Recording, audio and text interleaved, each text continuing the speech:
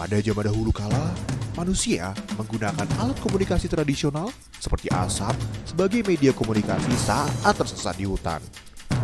Daun lontar dan prasasti sebagai media untuk menulis. Lonceng dan kentongan untuk memberikan pertanda. Merpati pos untuk mengirim pesan. Hingga telepon kaleng yang sering kita praktikkan saat sekolah karena pembuatannya yang mudah. Itu juga alat komunikasi. Lalu, pada tahun 1809, teknologi komunikasi pertama lebih efektif diciptakan oleh Samuel Morse, yaitu telegraf.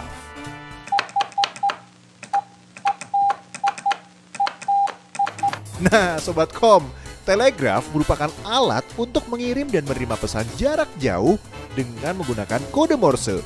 Kebayang gak sih ribetnya zaman dulu kalau mau ngabarin doi harus pakai kode Morse dulu? Duh, ribet!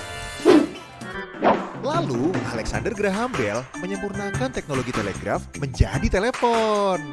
Telepon yang ditemukannya mempunyai satu corong. Cara penggunaannya, kita harus mendekatkan corong ke mulut atau telinga secara bergantian. Nah, beberapa puluh tahun kemudian, yaitu tepatnya tahun 1896, muncullah telepon dinding yang mengharuskan memanggil operator telepon terlebih dahulu jika ingin digunakan. Operator telepon bertugas menyambungkan kita dengan orang yang akan kita hubungi.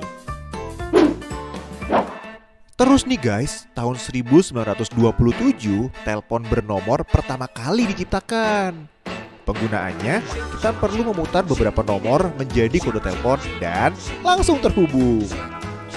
Telepon inilah yang terus dikembangkan juga digunakan oleh kita hingga saat ini. Pada saat itu, telepon ini lebih banyak digunakan di kantor-kantor daripada di rumah. Pada tahun 1973, pertama kalinya telepon seluler seperti yang kita pakai sekarang ini diciptakan. Telepon itu dikembangkan oleh ilmuwan Martin Cooper beserta timnya.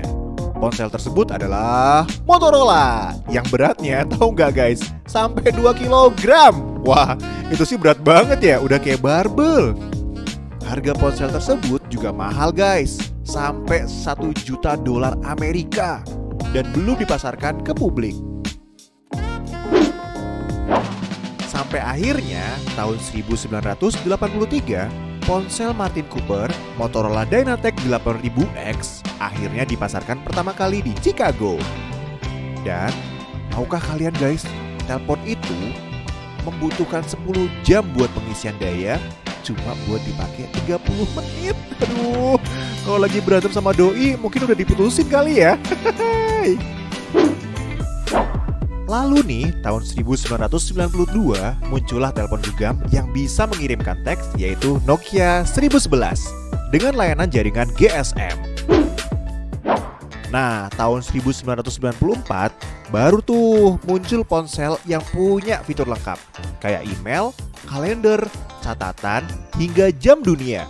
Pada zaman itu, fitur tersebut udah dibilang terlengkap guys.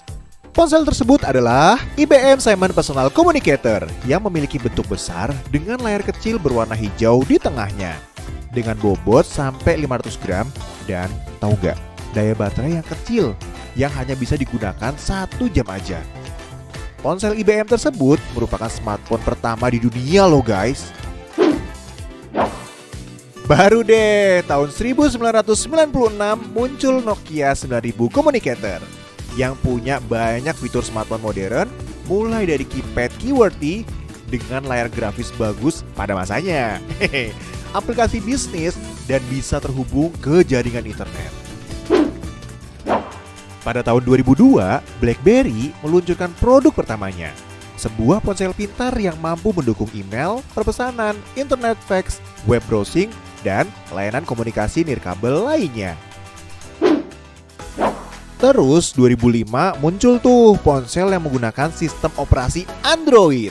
Awalnya Android dikembangkan sebagai sistem operasi kamera digital loh ternyata. Namun beralih pada ponsel smartphone dengan tujuan mencapai pasar yang lebih luas. Tahun 2007 Apple meluncurkan iPhone, sebuah ponsel pintar revolusioner, menggabungkan berbagai macam fitur dari mendengarkan musik sampai kamera. Nah, tahu nggak guys, gara-gara persaingan yang ketat nih, akhirnya mendorong produsen ponsel pintar buat berinovasi.